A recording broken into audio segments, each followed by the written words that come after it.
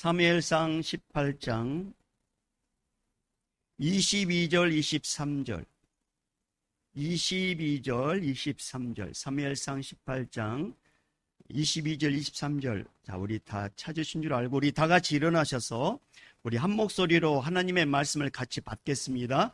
자, 우리 18장 22절 23절 같이 받습니다. 시작. 사울이 그의 신하들에게 명령하되 너희는 다윗에게 비밀히 말하여 이르기를 보라, 왕이 너를 기뻐하시고 모든 신하도 너를 사랑하나니 그런즉 네가 왕의 사위가 되는 것이 가하니라 하라. 사울의 신하들이 이 말을 다윗의 귀에 전하매 다윗이 이르되 왕의 사위 되는 것을 너희는 작은 일로 보느냐? 나는 가난하고 천한 사람이라 한지라. 아멘. 자리에 앉겠습니다. 우리 앞뒤 좌우 마음을 모아서 꼭 그렇게 됩니다. 그렇게 되는 마음으로 우리 서로 축복하겠습니다. 잘 되고 있습니다. 기도하면 더 잘 됩니다. 하나님이 하십니다.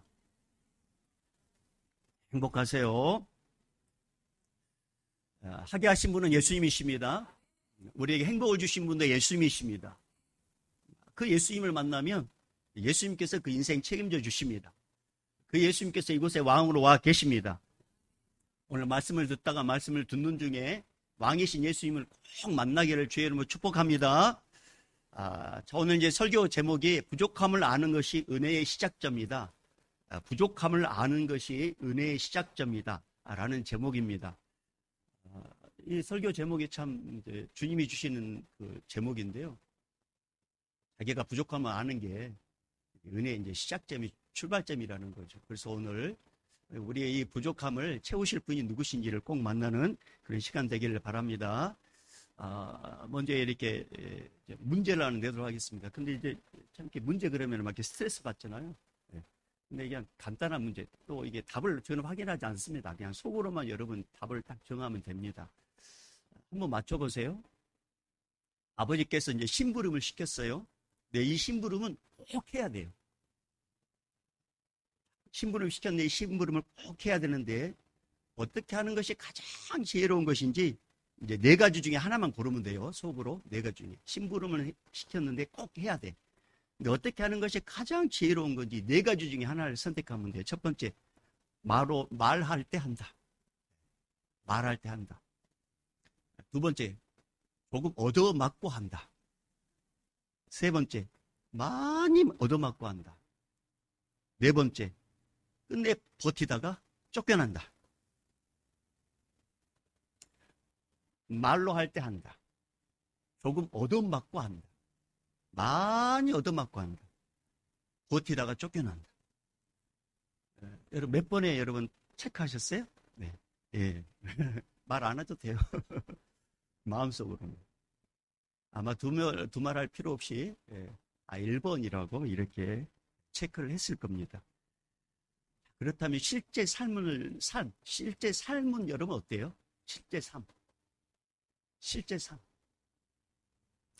대부분이 이제 3번형이 많습니다. 많이 얻어맞고 합니다. 많이 얻어맞고.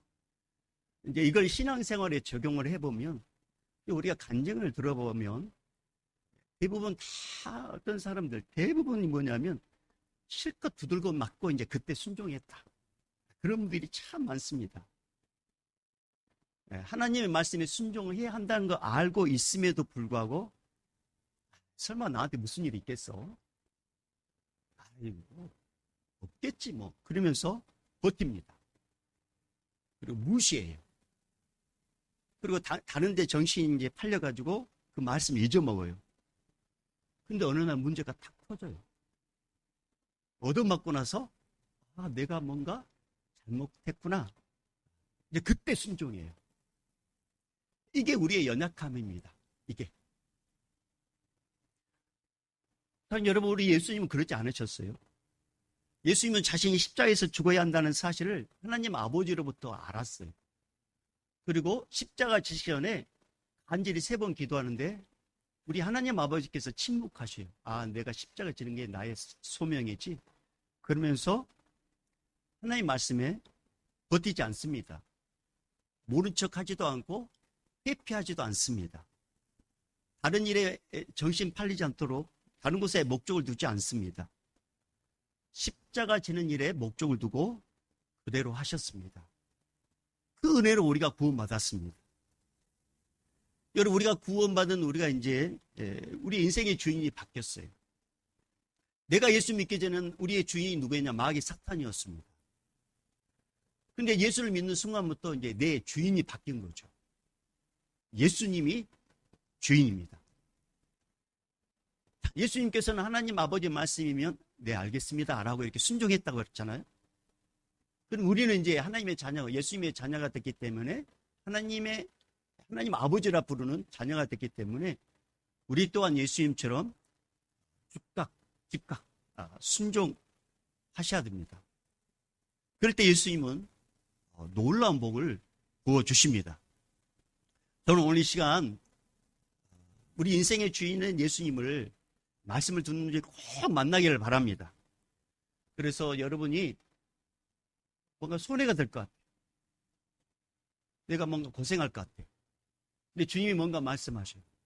그러면 그 말씀을 네 알았습니다 라고 이렇게 순종하는 순간부터 여러분이 생각하는 그런 일들이 일어나지 않도록 우리 주님이 도와주십니다. 그 은혜를 우리 모두가 경험하기를 주님 축복합니다. 자, 오늘 말씀 보면 참 사울이라는 이 왕은 이 끈질김이 참 대단합니다. 이 끈질김이란 뭐냐면 다윗을 죽이려고 하는 끈질김. 참 대단합니다. 한두 번 시도해다가 안 되면 포기할 것도 한데 포기할 것 같은데 계속 시도합니다. 근데 그럴 때마다 사울왕은 알았어요. 자기 곁에 누군가 있다는 사실을 알았어요. 그러면은 포기해야 되잖아요. 그런데 포기하지 않습니다. 어떻게든지 저놈을 죽여야 되겠다는 이 목적을 포기하지 않습니다. 그래서 이제 생각하는 게 뭐냐면 숫자가 많은 블레셋 부인들의 손을 이용해서 죽이는 방법을 고안합니다. 여러분, 칼 하나, 창 하나보다 숫자가 많으면 그만큼 많은 창과 칼의 개수가 생기겠죠. 그러면은 다윗을 죽일 확률이 높고 가능성이 높겠죠. 그래서 사울왕은 내 손으로 말고 블레셋 부인들의 손을 통해서 내가 다윗을 죽여야 되겠다. 그런 목적을 가지고 하나하나 이제 일을 진행하는데 마침 자기 첫째 딸을 이제 결혼 정년기가 됐습니다. 그래서 다윗에게 내 딸 줄 테니까 블레셋과 싸워서 승리하면 내 딸 줄게 이렇게 약속을 합니다. 다윗은 첫째 딸하고 결혼할 그런 마음이 아니라 변방에서 고생하고 힘들어하는 이스라엘 백성들을 구원하고 싶은 마음으로 전쟁에 나가서 승리합니다. 가는 곳곳마다 승리해요. 그러면은 이제 사울왕이 말한 대로 첫째 딸 줘야 되잖아요. 근데 사울왕은 그 약속을 파괴해 버립니다. 이스라엘 땅에 유력한 집안의 그 가정에 며느리로 줘버려요. 그리고 이제 시간이 흘렀습니다. 그런데 또 소문이 들려오기를 사울의 둘째 딸 미갈이 다윗을 좋아한다는 소문이 왕궁까지 들려옵니다. 참 사울왕은 마음이 기뻤습니다. 왜냐하면 다윗을 죽일 수 있는 기회가 또 찾아왔기 때문에 그런 거예요. 사울왕은 다윗을 불러가지고 이제 이런 이야기합니다. 내 둘째 딸도 너를 좋아하고 너도 내 둘째 딸을 좋아하는 거 보니까 내 사이가 되라 이렇게 말합니다. 그런데 성경 말씀은 그 이면에 다윗을 블레셋을 때 죽여야지 그런 목적을 가지고 다윗에게 이익을 제안합니다. 자, 이렇게 말을 하고 나서 사울왕은 비밀리 자기 신하를 불러요. 자기 신하들을 불러가지고 다윗을 죽일 수 있는 환경을 만들어달라고 명령하는데 그 명령이 뭐냐면 사울왕도 다윗을 너를 기뻐하고 모든 신하들도 다윗 너를 사랑하니까 너는 사울왕의 사이가 될 자격이 있어. 이 말을 하도록 사울왕이 자기 신하들에게 명령을 합니다. 그게 오늘 본문의 22절입니다. 자, 22절. 오늘 본문 22절 읽어보겠습니다. 시작. 사울이 그의 신하들에게 명령하되 너희는 다윗에게 비밀이 왕이 너를 기뻐하시고 너를 사랑하나니 그런즉 내가 왕의 사이가 되는 것이 가아니라 하나. 아멘. 여러분, 사울왕이 자기 신하들에게 이렇게 시킨 이유가 있어요. 두 가지를 포석하기 위해서 그래요. 두 가지를. 첫 번째 뭐냐면 사울왕이 다윗을 죽이려고 했다고 했잖아요. 다윗도 알아요. 그래서 다윗이 사울왕이 어떤 생각 갖고 있는 걸 압니다. 그런데 이렇게 말을 하게 만들음으로써 다윗에게 사울왕의 말에 대해서 의심을 갖지 않도록 만들고 경계심을 갖지 않도록 만들어서 이제 사울 말에 순복하게 만들려고 사울왕이 직접 하는 것이 아니라 사울의 신하들 통해서 그 말을 듣게 한 거예요. 두 번째 포석이 뭐냐면 사울왕도 다윗을 기뻐하고 신하들도 다윗을 사랑한다는 이 거짓말을 하게 만들잖아요. 그러면 다윗은 어떤 생각을 갖고 있냐면 왕궁에서 나를 이렇게 존귀하게 여겨? 나를 이렇게 사랑하는 사람들이 많아? 그러면서 자만심에 빠지고 안일함에 빠져서 사울이 어떤 일을 시키려도 경계심을 갖지 않고 내가 저들을 위해서 충성을 해야지, 그런 충성심을 갖게 만들기 위해서 그렇게 한 거예요. 그래서 그 충성심을 이용해서 죽이려고 이 두 가지 포석을 하기 위해서 이걸 명령을 합니다. 그러니까 사울왕은 어떻게든지 다윗을 죽이기 위해서 거짓말을 하는 거, 애둘러서 이렇게 이렇게 인정해 주는 거, 그거 죽이기 위해서는 양심의 어떤 가책도 없이 착착 진행합니다. 근데 여러분, 이 사울왕의 이런 접근 방법은 지금 현 정치계도 많이 사용이 돼요. 정치인들 가운데 정적이라는 게 있잖아요. 정적. 이 정적을 제거하기 위해서 이 사울왕의 방법을 사용하는 거예요. 다른 사람들 통해서 좋아한다. 너는 이렇게 무슨 깜이라고. 그래서 그를 안일하게 만들고 나타나게 만들어서 제거하거든요.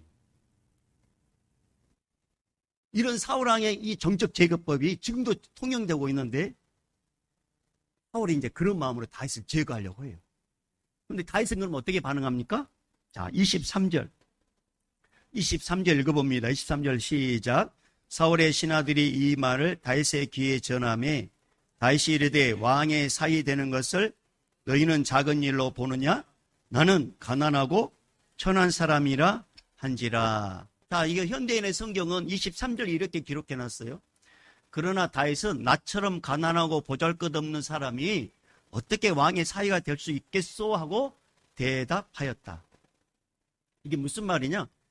다윗은 사울의 신하들이 전해준 말에 동의하지 않고 오히려 자신을 낮춥니다. 자신은 낮고 천한 자이기 때문에 사울 왕의 사이가 될 수 없다고 고백합니다. 여러분, 이 다윗이 이런 고백을 하는 것은 큰 권세를 얻고 싶어서 겸손한 사람인 척 칭찬받기 위해서 자신을 일부러 낮춘 게 아니에요.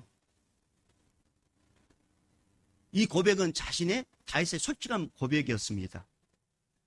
다윗은 자신의 처지가 왕의 사이가 될 만한 자가 아니라는 것을 분명히 알았어요. 만약에 다윗이 정치적인 야망이 있고 사울 왕의 사이가 되고 싶어하는 그런 마음이 있고 화려한 미래를 꿈꾸는 사람이었다면 사울 왕의 신하들을 통해서 사울 왕도 너를 좋아하고 우리도 너를 사랑한다, 그런 말을 들었을 때 아마 한껏 기뻐했을 겁니다. 내가 이 정도, 아이고 무슨 말씀을 그렇게, 그러면서 속으로 막 기뻐했을 거예요. 그런데 다윗은 자신의 부족함을 알기에, 자신의 신분과 자신의 위치를 알기에 나는 왕의 사이가 될 수 없습니다, 이렇게 솔직하게 말했습니다. 여러분, 인간은 근본적으로 욕심이라는 게 있어요. 높아지고 싶은 욕심, 존경받고 싶은 욕심이 있습니다. 우리는 다 그런 마음이 있어요. 다윗 또한 다르지 않습니다. 우리와 똑같은 사람입니다. 그런데 다윗이 나는 왕의 사이가 될 만한 자격이 되지 못해요, 나는 아니에요 라고 솔직하게 고백할 수 있었던 것은 다윗의 마음을 탁 붙잡고 계신 분이 계셨는데, 그분이 누구시냐? 제 이격 성자 하나님이셨습니다. 세상에 욕심을 두지 않게 만들고 인간적인 쇠세술로 성공에 목마르지 않게 만들고 그가 다르게 판단해서 자기 자신이 철저하게 자기 자신을 알게 만들어서 흔들리지 아니하도록 그를 붙잡아 주신 분이 바로 이격 성자 하나님이셨습니다. 그러니까 다윗이 사울의 부하들 통해서 그런 막 칭찬을 들어도 흔들리지 않았습니다.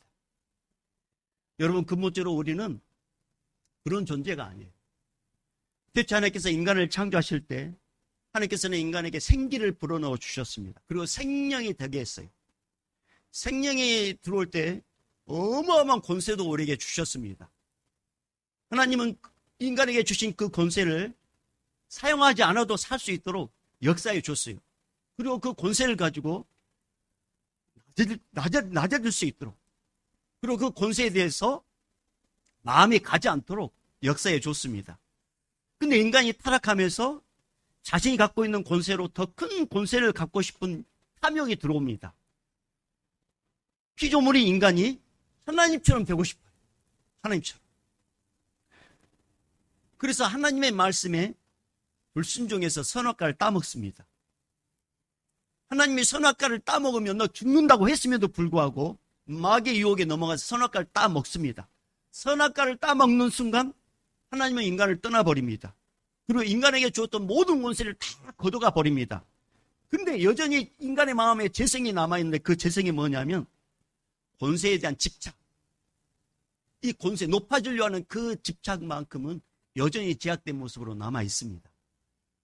그 권세를 얻기 위해서 결혼도 악용하고, 권세를 목적 삼아서 학교도 가고, 학과도 선택하고, 그리고 그 학교에 가기 위해서 밤낮으로 공부합니다. 그리고 그 권세를 잡으면 자신의 권세를 보여주려고 약한 자를 괴롭히고, 약한 자를 때리고, 약한 자를 함부로 취급합니다. 만약에 권세 낮은 자가 자기를 뭔가 함부로 하면 이렇게 말합니다. 너 내가 누군지 아니? 내가 친한 사람이 누구인데 너 그 사람 아니? 그러면서 은근히 자신의 권세를 과시합니다.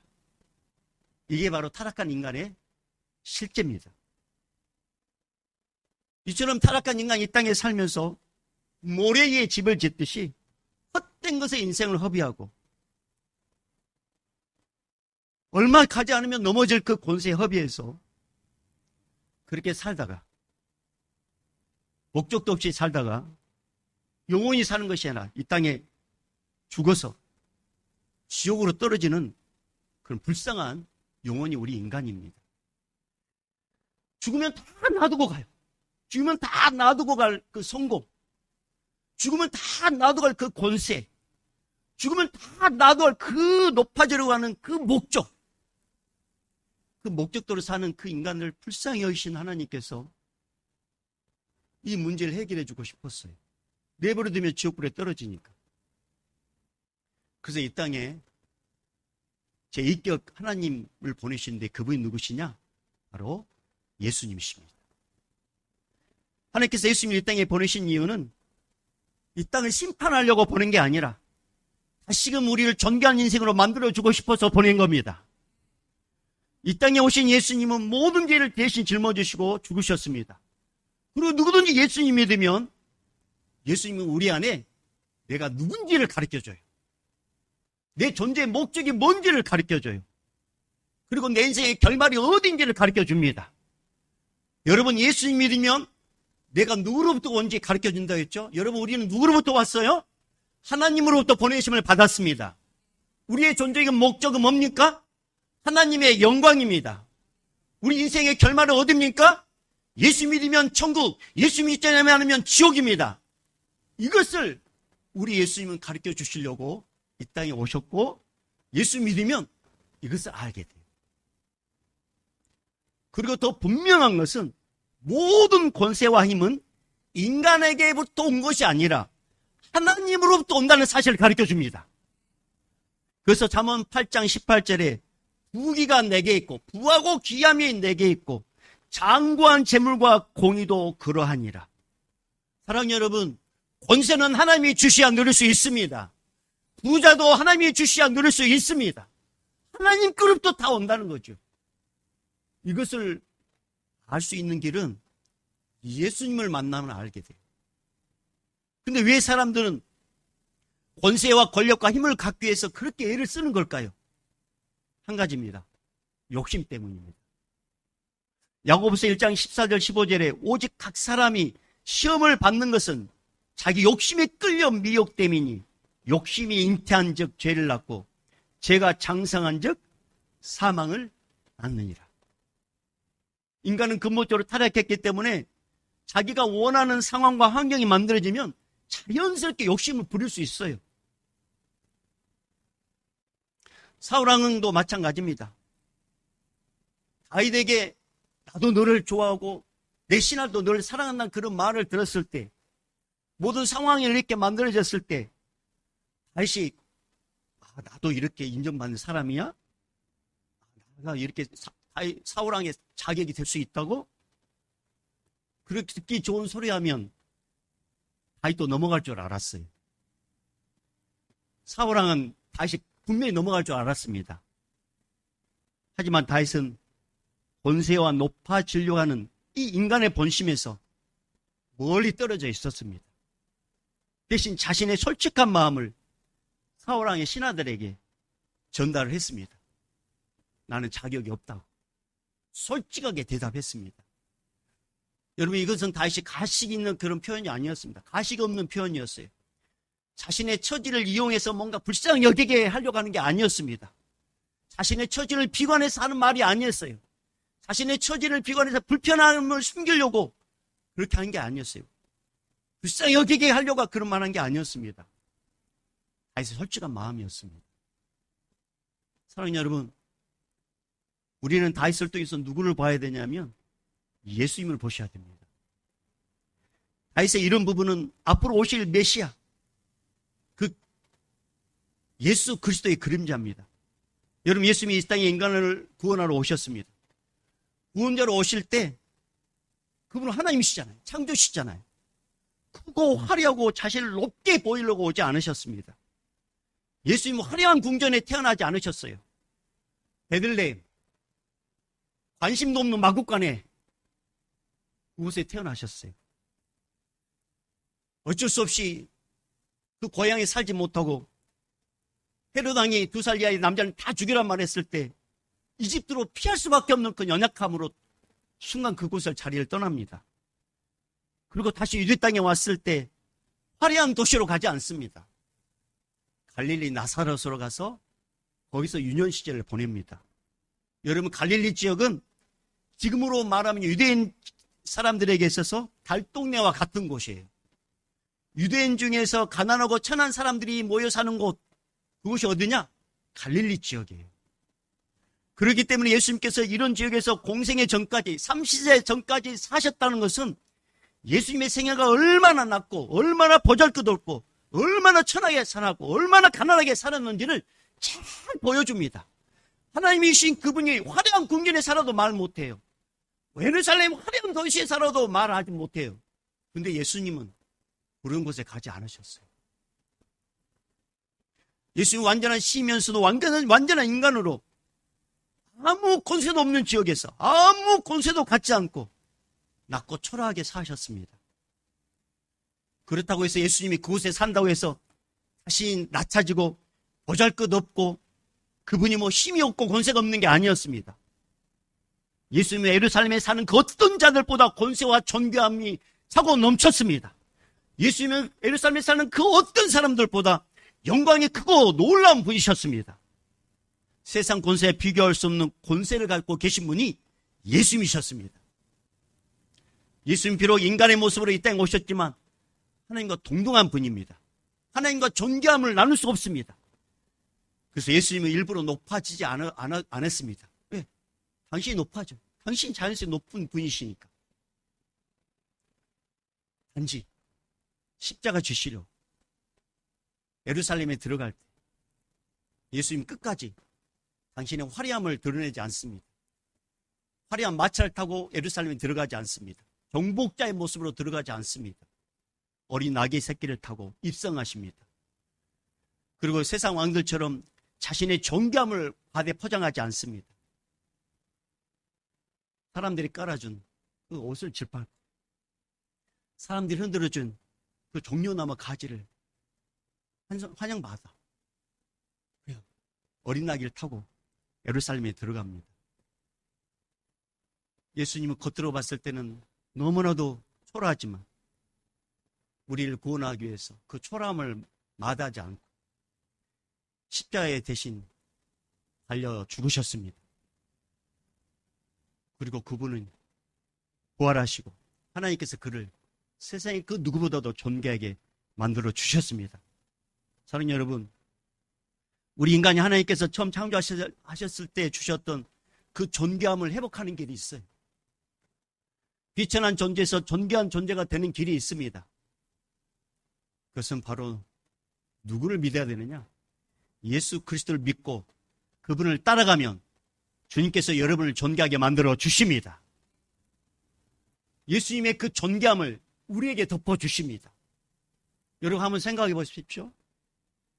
세상에 가면 여러분 이런 익숙한 단어를 들을 거예요. 어이 김씨, 박씨, 이씨, 누구네 엄마, 무슨 댁, 그런 거 가면 세상에서 많이 듣습니다. 근데 딱 교회 오면 집사님, 권사님, 장로님, 성도님, 예수님의 존귀함을 교회에서 맛보게 하시는 거예요.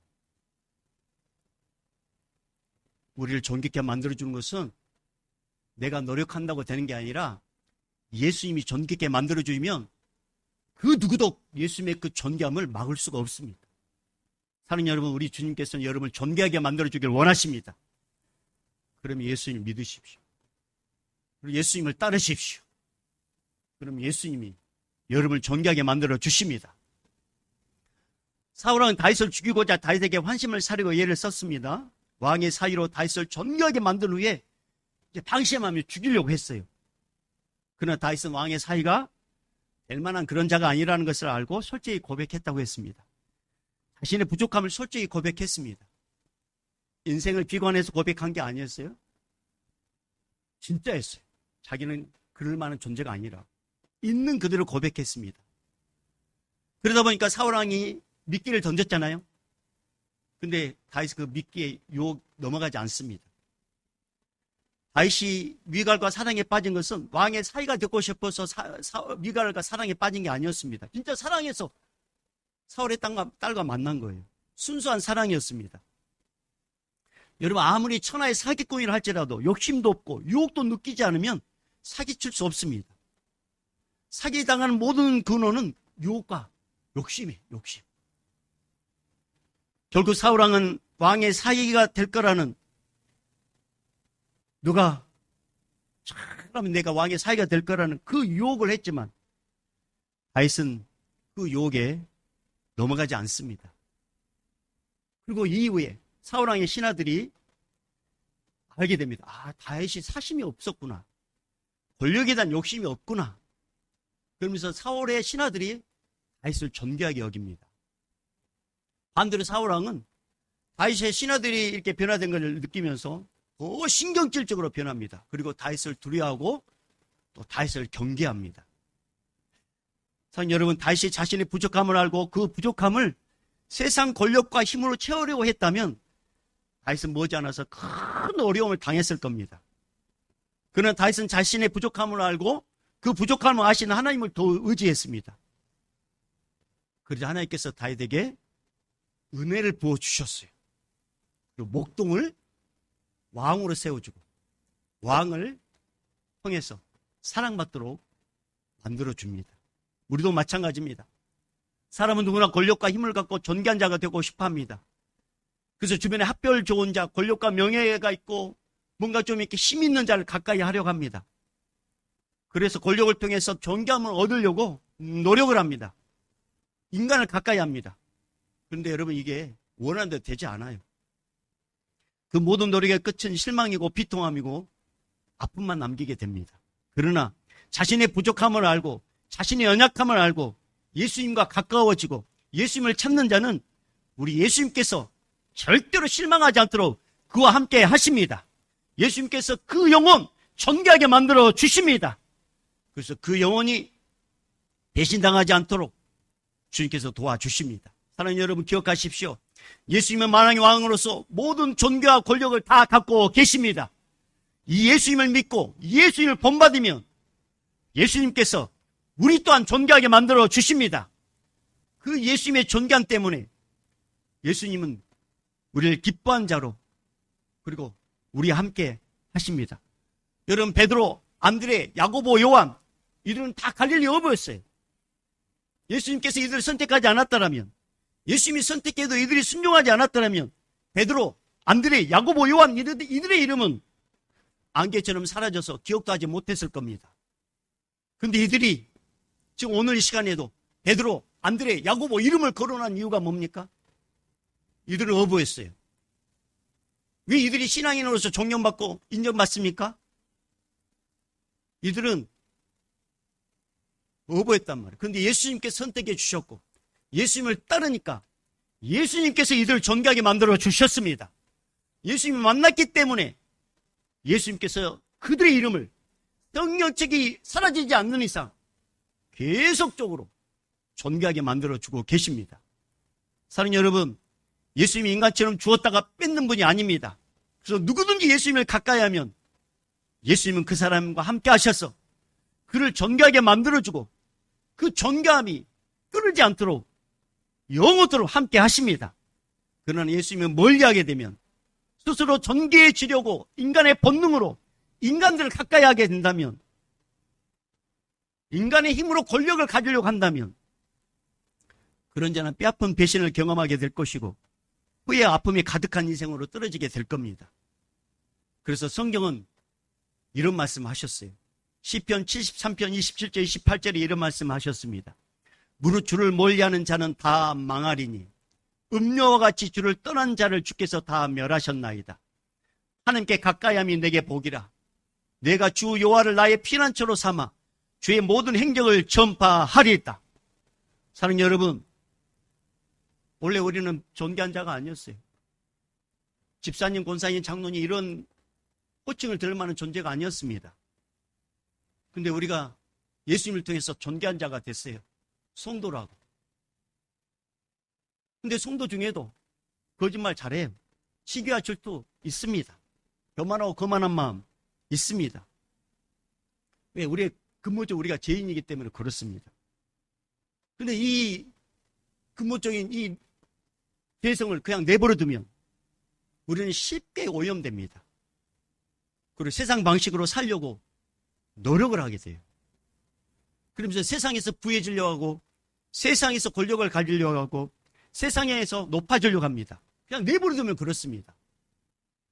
그러나 예수님께서 우리를 사랑하셔서 오늘 또 이곳에 불러주셔가지고 교훈하게 하시고 말씀으로 깨닫게 하시고 우리를 존귀케 해주신 분 예수님이라는 것을 가르쳐주게 하심으로 예수님을 바라보도록 역사하십니다.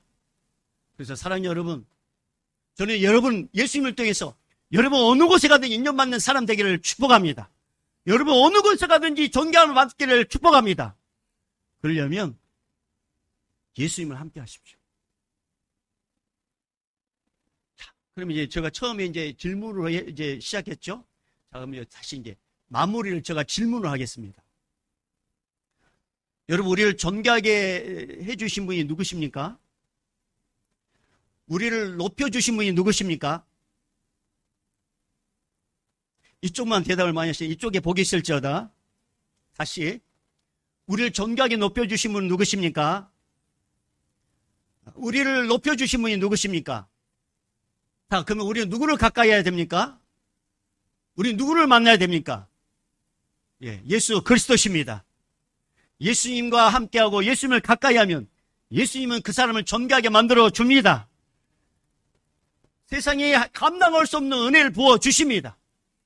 그래서 예수님이 주시는 이 존귀함은 세상이 외면하고 세상이 거부한다 할지라도 예수님의 그 존귀함을 세상이 틈타지 못하도록 예수님께서 높여 주십니다. 사랑하는 여러분, 삶을 살다 보면 내가 부족함을 느낄 수가 있어요. 다른 사람은 어느 가든 인정받고 다른 사람은 어디 가든지 존경받는데 나는 왜 이 모양인가? 부족함을 느낄 수 있어요. 그 부족함을 원망거리, 불평거리, 탄석거리로 삼지 말고 나의 부족함을 예수님께 진실하게 고백하세요. 그리고 예수님의 도움을 구하십시오. 나의 부족함을 알고 있는 예수님께 주님, 주님의 은혜가 필요합니다. 주님, 나를 도와주십시오라고 주님께 기도하십시오.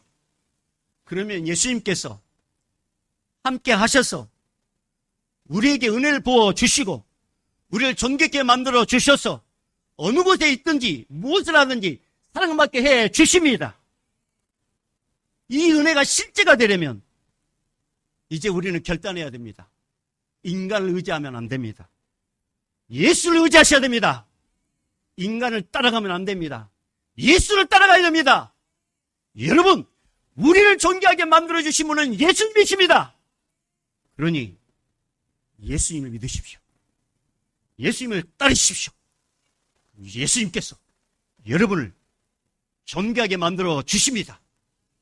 그래서 부족함을 아는 것이 은혜의 시작점. 오늘 이 시간에 예수님으로 인해서 은혜가 시작되기를 주의 이름으로 축복합니다. 그러기 위해서는 부족함을 고백하셔야 돼요. 나는 부족하다. 그래서 우리 성도들이, 저는 우리 모든 성들이 몸 곳곳마다 인정받고 사랑받고 존귀함을 받아 주님의 살아계심을 마음껏 누리고 드러낸 일에 쓰임받는 거룩한 믿음의 사람 되기를 주님 축복합니다. 이제는 우리 주 예수 그리스도의 은혜와 하나님 아버지의 극진하신 사랑하심과 성령님의 감화 감동 교통 충만하심이 이제부터 영원히 있을지어다. 아멘.